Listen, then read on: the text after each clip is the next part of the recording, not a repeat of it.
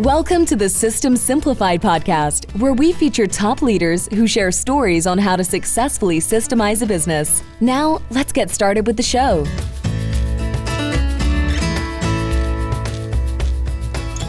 Hello, Adi Klevit here with the System Simplified podcast, where we feature top entrepreneurs, CEOs, and thought leaders about how to systematize your business. And this podcast is being brought to you by Business Success Consulting Group. At Business Success Consulting Group, we document processes and procedures and create customized systems for businesses to grow and thrive. Jeany, did you know that businesses need well-documented processes and procedures in order to do really well? As a matter of fact, I did know that. And what I've learned recently, as a lot of teams were transitioning to virtual, is that before they can implement change and create a new process, they have to know what the previous process was. And usually, unless somebody has taken the time to hiring a consulting group like yours to do that, they don't actually have a document. They don't have those processes. It's very difficult to change from one process or structure to another if you're not completely sure what the first container is. Absolutely. Absolutely. I agree. So check us out at bizsuccesscg.com. And if you want to contact us, it's info@bizsuccesscg.com. All right. So now I'm going to introduce my very, very special guest, really good friend, colleague. We've known each other for several years, and we have a great podcast today. And this is Jeany Park, and she is the founder of TreeSwing Video. And it is a B2B video agency. Basically, video agency works with B2B. And she also has an online course, which we're going to talk about. And I've seen her work, and it is just phenomenal. So definitely check out her website. It's just, if you're watching the video, it's below her picture. And we're also going to let you know later on if you're just listening. But Jeany, welcome to the podcast. So great to have you. Thank you so much, Adi. I'm so happy to be here. And yes, we have known each other for years now. And I always love talking with you and connecting with you. So it's a pleasure to be here. And so happy to talk about video and processes and training and all that good stuff. That's right. So we're going to talk about videos. And, this podcast, as I said, we feature entrepreneurs and top leaders in the area of business on systematizing businesses. And it's really hard to systematize a business and document the processes and procedures without actually using video, because everything is video nowadays. And we're going to talk about that. And we're going to talk about your new course. But let's start with talking about you and your journey. So how did TreeSwing Video start? And also, if you can share the reason why it's called TreeSwing. Yes, I love to tell the story, our origin story. My journey actually started as myself being in front of the camera. I was a trained actress, and I worked professionally for 15 years on the stage, and also doing educational videos, corporate training videos. I mean, that's kind of where I cut my teeth. And I loved that until 2010, I was working at the Oregon Shakespeare Festival, and the recession was down spiraling, the economy. And I lost my contract there. And so I had to figure out my next step. I really wanted to try something else. And even though I loved acting, I wanted to see how else I could be of service and contribute where I was not pretending to be somebody else. So I went into life coaching, and I got certification as a life coach, and I loved that, but I didn't know how to get clients. It was at a networking event where a speaker was talking about video and how huge video was going to become in marketing that the light bulb hit. And I thought, I could do this. I could use my coaching skills and my experience in front of the camera to help entrepreneurs and businesses have their own video presence and get their messaging out. So that's how that came about. That was 6 years ago. Wow. Should I talk about the title now? Yes, let's hear about why is it called TreeSwing Video? Well, we actually originally had a different name that we changed because it was infringing on the name of a similar company in California. And it was early enough that my attorney said, just go ahead and change the name. But Tree Swing, you can see I actually have a tree for those who are watching the video, and there's a little swing in it. Right. And basically, there is this little conversation piece. Basically, the reason for the title is I wanted something a little whimsical and that felt a little playful, because a lot of people, when they get in front of the camera and have to talk, they kind of lock up. They freeze, they get very uncomfortable.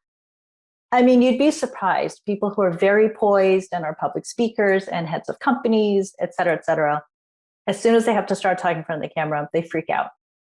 So I wanted a name that suggested, I want you to feel like you're sitting in a swing from a tree in the backyard and have fun. Try to forget about the camera. And that's what we try to do, is create an environment that's relaxed and casual.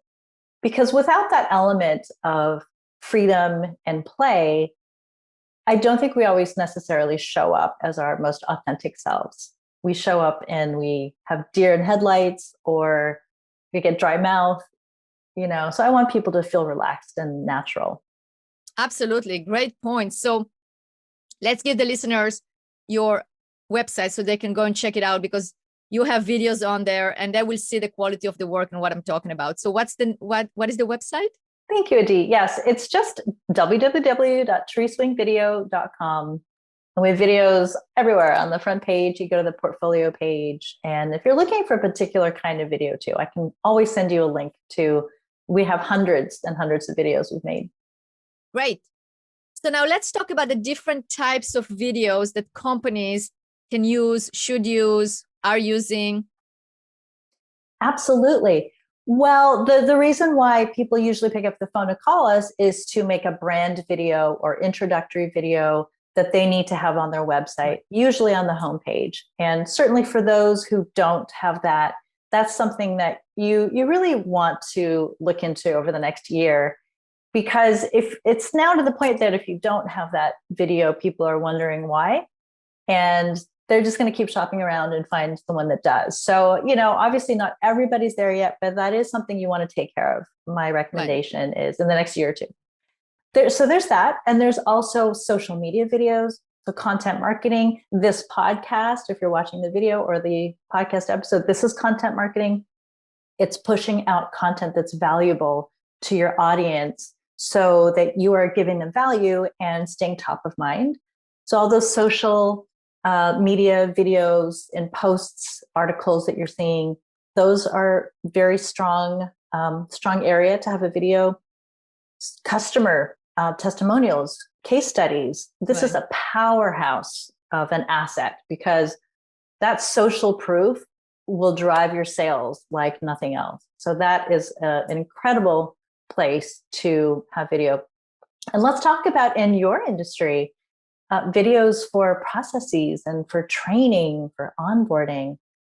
I would love to hear from you, Adi, and what you're working on with your customers in terms of the videos that they're using in those areas. Oh, absolutely. Like you said, in terms of processes, you document it when you're documenting the processes for training purposes. Definitely, you want to have videos, especially if you work in industries like construction or manufacturing, where visualization is so important. When we work with professional services, we definitely video, but it will be more like a screenshot, basically like a video of the screen. But when you're working with construction, actually showing how to do things, it's incredible. Because what we're running into also, we're living in a time where finding good personnel is can be challenging, right? Finding people that have the skills, the experience, especially in the trades.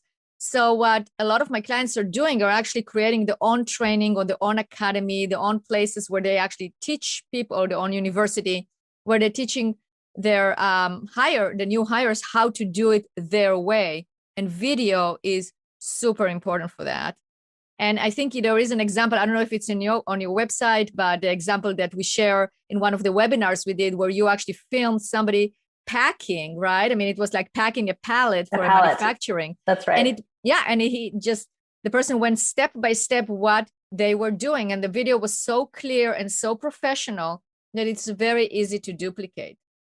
So that is one thing. I mean, our listeners will go, okay, so should I hire a professional videographer to make the video? So my take is always do the video. It's better to have a video than not have a video. But from my stand, when I see your work, the advantages of having a professional do it is because it's very clear, very, very easy to assimilate and to duplicate, because that is part of the visualization. You don't want a video that is blurred or jumping around or anything like that. You want something that is definitely very crisp, precise, and not too much information, not too little information, to the point, right? I mean, would you agree that those are the components of a good video?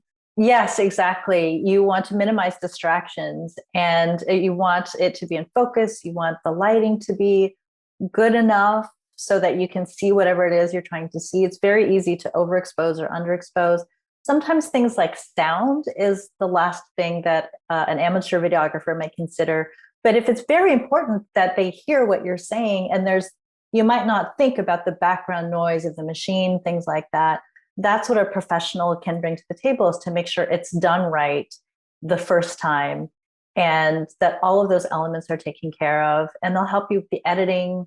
Often editing is a sticking point for a lot of people. Right. You might be able to pick up your phone and do the video, but if there's lots of different steps and you don't want a shaky camera that's all over the place, and keep in mind, these videos are going to be used for a long time, seen by a lot of people. So there is an initial investment, but when you kind of amortize that over the amount of time and number of people, it's well worth the cost. And then we also have a do-it-yourself option of a course for people who maybe feel they have the time and energy and interest to take that on, where we can certainly help you with that. Absolutely. So yeah, I definitely want to dive into that course, because it can be a solution to a lot of people. But I wanted to continue talking about how videos can be used by companies. And one thing that I thought about is, why professional videos, right? So it's also the image of your company. So let's say, for instance, you want to create videos for sales. The reason why I'm bringing it up, I was just talking to a client yesterday about it. So we have a sales manager, it's a big company, big construction company. And there is a sales manager that spends a lot of their time one-on-one training the new salespeople or the new estimators that are coming on. Mm-hmm. Now that is a perfect opportunity for a video, right? Because instead of doing one-on-one, you can do one-on-many, you can multiply, that's the way you can scale, right?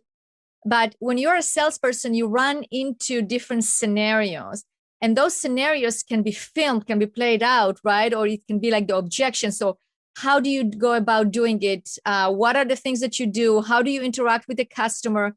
And when you see it, because we're used to videos, we see movies, we watch movies, we are accustomed to imagine and visualize through video. So if you have a story of how you sell a customer that is well made, it will attract the attention of the new salespeople, and they will be more inclined to duplicate it.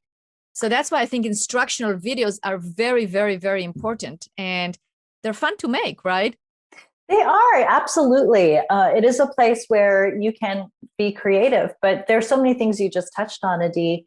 The role-playing aspect. So you can do a video definitely where you're modeling maybe how to have the sales conversation with the prospect and how not to. I just went actually through a sales training series myself. It was a well-known negotiation sales seminar, and it was all virtual. And so they showed these films that they use in their trainings. And it's one of the things I remember the most is the role plays we did one-on-one, and also the videos that we watched. So that's absolutely key. And yeah, to your point, I mean, depending on how many people you're training, you can really save a lot of time and money by having those videos. And apparently, especially if you think about this, our younger generations, our millennials and now Gen Z, as they're entering the workforce, they're the YouTube generation. They were raised with video. And so that's how they expect to learn. That's how they do things, as they go to YouTube and they look up the tutorial. So there's a statistic that millennials need to see or hear something 7 times before it's going to sink in. So that's the beauty of the video. They don't have to feel silly about going back to their instructor and saying, I still don't understand. They can just go back and watch the video over and over and over again. That's exactly right. I actually mentioned it yesterday to when I was talking to the client, is that, your first day at work or your second day at work, you are overwhelmed. There's so much information. So you try to train them one-on-one, but instead, if you had a video of it, they can watch it 5 times, 7 times, 6 times, whatever, how many times on their own time and really understand it. So you're actually investing. Yeah, you're investing in a video, but you're actually investing in the training. Exactly. I had a client that I was working with a client that they had a fitness center, and they actually had videos of interaction with the receptionist, like the different points. And then we went and documented the procedures for it, but they filmed videos of those different procedures. And when I watched it the first time, I felt like, wow, I know how to be a receptionist at that particular fitness center, because I now understand what exactly is needed, including the attitude, including the how to talk. It's Ivan Meisner, who is the founder of BNI, has saying, he calls it the hidden elements. So you have like an agenda, or you have like a meeting agenda, but you have the hidden elements, which you basically explain why you're doing it. So those elements will not go away, right? And you continue doing them. And I think that that's the same thing that you can do with videos, because you show all the important parts, right? You can even explain it in a video that explains it. So I think those are amazing ideas all over the place from you, from what I'm mentioning, that hopefully our listeners will go, yeah, I need a video on that, or I need a video on that. So absolutely. Yeah. And something you struck upon is that something like 80% of communication is nonverbal. So that's, again, where video, like you said, in the case of customer service, it's a lot of those smaller details about smiling and your body language that are very memorable in video and can be very helpful. And I have a few stats. Would that be helpful? Tell me. Absolutely. We love stats. Yes. So this is a blog that I found. The company is called techsmith.com, and they have this article about videos with training. So here's some really interesting ones. 53% of people reported watching 2 or more instructional videos per week, which is up 152% compared to 2013. And here's something helpful. 52% of viewers prefer instructional and informational videos between 3 to 6 minutes in length. So this is a point, because we do make training videos for companies at times. And sometimes they'll say, oh, we need an hour-long video. We need a 30-minute long video. And I always recommend it's better to break it up into shorter videos, because people are used to watching short form videos. And even within there, if you can have timestamps within the video, so they can jump to 30 seconds, I'm going to see this, and 45 seconds, I'm going to see this. And we try to do that. And I do that in my course for some of our screen share videos. And I recommend it because nobody feels like they have a lot of time. They just want to jump to where they want to go. So the shorter videos do better. And let's see what else. Video title and description are the most common reason why viewers choose a video to watch. So it's a little different if you're embedding those videos, but pay attention to those things, how you're titling it, how you're describing it, if you want to caption it. And something else that we can do in videos is things like draw arrows or add a text box or draw something. There's a lot of capability there to customize the learning so that people can really drill down and see exactly what they need to do and where that attention should be going. And you can also insert humor. Video is a perfect place to insert humor if you want to keep the attention of your trainees. I'm keep thinking about like the United Airlines videos. Oh, those are the best. I love those. I'll watch them over and over again. I mean, how many times have they flown? And I know that when the mask comes down, the oxygen mask, first of all, put it on yourself and then put it on the one next to you. We already heard it. And we know how to buckle those seats, the seat buckles on the seats because it's, anybody that drove in a car I actually had one time when I was flying Southwest, one of the flight attendants said, well, for those of you that haven't driven a car for the last 25 years, I'm going to teach you how to actually buckle the seat belt, right? And you remember that. You get stuck out because it was funny. I know it was funny. But then when you watch those, I actually find myself watching those videos just because they are hilarious. I think it was United, or maybe it was Delta. One of them had it, or maybe both of them, they copied off each other, but it's funny, it's humorous, exactly. right? Yeah. So again, why we called our company Tree Swing, and we always try to have a little bit of levity. Humor goes a long way to making people feel comfortable and engaged. And we often include bloopers at the end of our videos.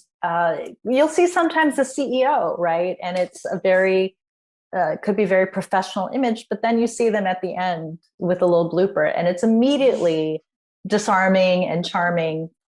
I love that. Definitely, yeah, find the places where you can have fun, where you can add a little bit of humor or levity, and not try to be perfect. Videos, it's never going to be perfect, and it's not about that. This is something I preach a lot. Done is better than perfect. You can always go back and change it or add a little correction after the fact, where sometimes you have to add a text box that says it's actually no longer called this. Now it's called this. But those are fairly simple fixes. So don't worry about it. The just do it approach, right? Yes, just do it. I think that's a slogan of a fairly famous shoe company. That's right. Yeah, I know. We can. Maybe. Yeah. So, I was thinking about different types. So we were talking about the different types. So we have the training videos. You mentioned onboarding. We are big at documenting onboarding for new employees. And I'm always so big on videos like, the welcome from the CEO, because that way you are being welcomed by the CEO every single time, and it's not as dependent on their schedule, right? So you have the video from the CEO, the welcome video, explaining the culture of the company, explaining what to expect. I mean, that it just becomes that personal approach, and it becomes so it is basically consistent from employee to employee. They all get onboarded the same way. Right. So I'm sure you do welcome videos like that as well, right? Yes, exactly. Yes. And consistency is so key. And not only that, studies have shown that people 6 months after they were shown, or went through the training, whether it was a PowerPoint and slide or the videos or in person, but with the videos, the retention after 6 months was like off the charts higher. I mean, it's something like a good 40 to 50% higher than when they didn't have videos. So not only is it efficient, it adds the human touch, it also will help the memory retention of the very people that you are trying to onboard, train, etc. So it really is a no-lose solution. You're only going to have better results. And probably, if people know, I can watch the videos to train, you might actually, that might sway some people in terms of, which company do I want to work for? The one that's going to help me to train? Yeah. Or where they expect me to show up and, if I know it, I know it. If I don't, I have to go elsewhere to learn. Absolutely. And that's culture. That's all about the culture. That's part of making the culture, etc. So I agree 100%. Exactly. So we talked about training, we talked about onboarding, we talked about branding, we talked about social media.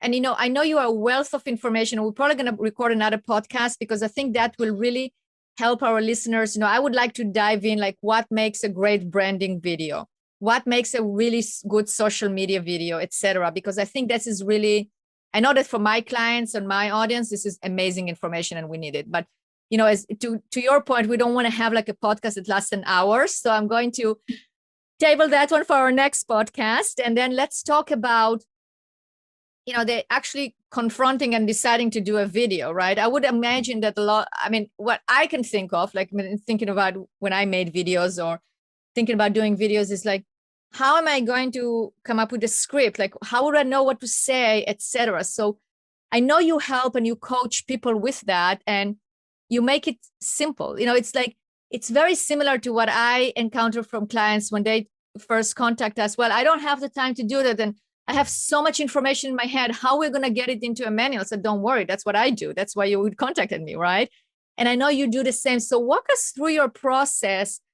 If somebody contacts you, what are they going to expect?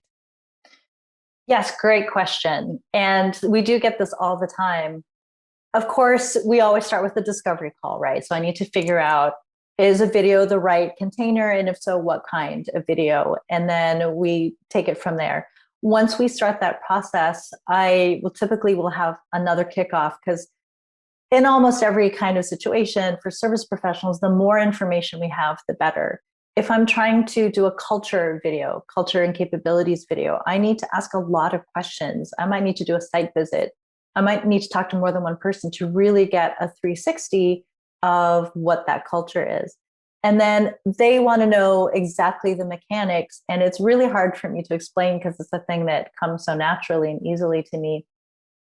But somehow through all of those conversations and through gathering the footage, I'm a little bit more organic. My team and I, we're not so much like we'll do the whole creative campaign and necessarily storyboard everything. We have worked that way and we can. Often it's the information that comes up on the side, the tangents, the side door, that is the gold. So you don't always know that when you're starting at the outset. So basically, we take a lot of footage. Once we agree on who are we shooting, what are we shooting, where are we shooting, is there a drone, how long is it going to be, where's it going to go? And then sometimes there's scripting. Sometimes they have somebody who does messaging. Sometimes we do that. And it could be, I'm going to write a draft of a script and somebody's going to read this. Or it could be the CEO or president is speaking in an interview. We do a lot of interviews like this because it's a conversation. It is. Not everybody is necessarily gifted at condensing everything their company does into 60 seconds. Most people have some kind of an elevator pitch of, I'm going to explain to you what our company does or who I am or what we do. So it's sometimes easier just asking the right questions and having the right ear to hear. And then a lot of the storytelling is in the editing. And that's actually why you really want a strong video partner, because it's that process that you're trusting them to curate out of all that footage and all the people they talk to and all the brand elements and all the products and services. What are the essential 60 to 120 seconds that you're investing in, you're going to put on your website and everywhere in social media? And that's what we do. And it's a craft. It's just a craft that's been honed over the years. Absolutely. Absolutely. It is a professional. You need a professional to do that for sure. And if you want to do it professionally, hire a professional. That's what you're there for, Jeany, for sure. But now let's talk about if you are not yet ready to make that leap and hire a professional, what you love to do is help people. As I said, you're a good friend. I know you. You have such a big heart, and you want everyone to be successful. And correct me if I'm wrong, but I think that's why really was the motivation behind creating this course for do-it-yourself. So people that are not quite ready to hire a professional, or because of the circumstances in the last year, and again, this podcast is probably going to be eternal and people are going to listen to it years after, but right now we're in 2021, April 2021, and it's we're after the pandemic or the tail end of it or whatever you want to call it. A lot of people are working from home, things shifted, and a lot of people are using videos. So looking good on camera is very important, and explaining things on camera is also very important. So you created this course, which is a do-it-yourself course. Tell us more about that course and what can we expect when we go through it? Of course. Thank you, Adi. I'd love to talk about this. It is called Get Over Yourself and Start Making Videos. And it is an online course. I created it last year in the middle of the pandemic. It was really in response to so many businesses I saw on social media who were struggling, panicking, people who didn't know how to get their businesses online. So those were the ones that we really saw suffered, right? Maybe it was a brick and mortar, maybe it was a restaurant, maybe it was hospitality. It could have been somebody who cuts hair and they don't, nobody was getting their hair cut for a while. So I put a call out there and asked on Facebook, would this be helpful to put together a course that's all about how to make your own videos and make them look pretty good, if not professional, near professional? And it was an overwhelming yes.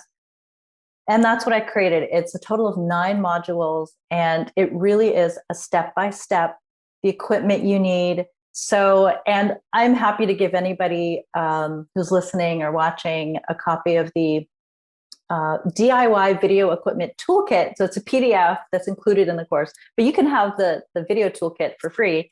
And it tells you what equipment to buy and takes you to Amazon. There's links. Nothing's very expensive. But the equipment, how to set it up, where to set it up, what to think about in terms of your background. So these are all the things that I know along the way people have told me has held them back. Mindset, how to get over yourself so you can put yourself in front of the camera, and how to, this is the second part of that, what to say to yourself when you're watching yourself in the video. That's the other hurdle. One thing to do the video, it's another to embrace and accept yourself on camera enough to post the video, right? So I talk about that as well. And yeah, content, how to come up with a ton of content. For some people, their company takes care of all the branding and marketing, but they might be the salesperson who needs to make their own videos for social, or they want to do video messages, which you can do in LinkedIn or in Facebook or just by phone. So all of this can apply to that as well. What to wear, makeup. It just goes on and on. There's even a beginning editing module. So yeah, it's the people who have gone through the course have said it's really been helping them. You can take it on your own time, and you can jump around within the course. It's not like some courses where you get one training and then you have to wait the week for the next one. It's got to be in sequence. You can really, if you already know how to do the setup and you just want to know about content or about video marketing strategy, you can jump to those. And it's gamified. That's why I wanted to say it's fun, because as you can probably know, but understand by now, it is that like everything that Jeany does, it has a component of fun. Otherwise, why do it? So it is gamified. So tell us about that. What fun are we going to have if we do the course? Yeah, so it's gamified in that there are points. So there's a suggested number of points. If you just do the basics, you will get those points. And how it works is every time you complete a video training, so I have 32 videos that I've created that are in the course. Every time you complete a video, there's a little cha-ching and you get some points. And then if you do some of the more advanced trainings, it gives you like a double points and double cha-ching, cha-ching. And then you can sort of compete with yourself and to see, you know, how many points you can accumulate. And it's the dopamine. It's that same brain chemistry that we get every time we get a text, every time we, you know, get a like on Facebook, every time we complete a task. It's addictive, right? That's why we're all addicted to our inboxes. But why not leverage that for something good that's going to help you get to where you want to go in your business and your career? And that's why gamification is actually huge in everything. In so many apps, so many aspects of our lives are now being gamified because it works. And I like to use those kinds of strategies for good. So this is going to help you to complete the training. And there's two, just quickly, group coaching calls. So there is accountability and there is help. So I have 2 calls. It's an hour long for the group who's taking the class.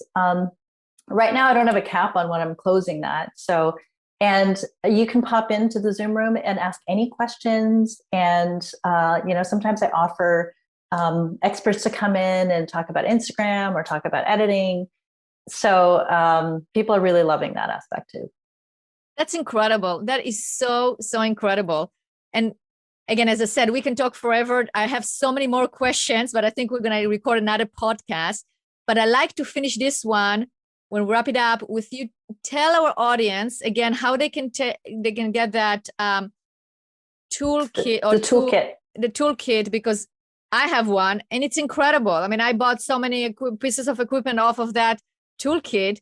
Awesome. That I love it. And we did a webinar together. We offered it to the webinar attendees and it was a big hit, and you're giving it for free. So this is definitely take advantage. If you have questions, what lighting should I use? You know, microphones, etc. So I can put it down also below the podcast as part of the resources. But tell us how we can contact you and how we can get that. Yeah. So if you email me at info@treeswingvideo.com, that's info@treeswingvideo.com, and just say free gift, a Klevit podcast, or somehow reference this podcast, and I will send that to you. Also, I'm happy to gift anybody with a 20-minute complimentary video accelerator session where we can talk about if you have any questions at all about doing your own video or the course, anything. I'm happy to give my time to you as a thank you for having me on your guest. So thank you so much, Adi. That is so generous. Thank you, Jeany. It was amazing having you. Thank you so much. Thank you. It's been a blast. All right, good.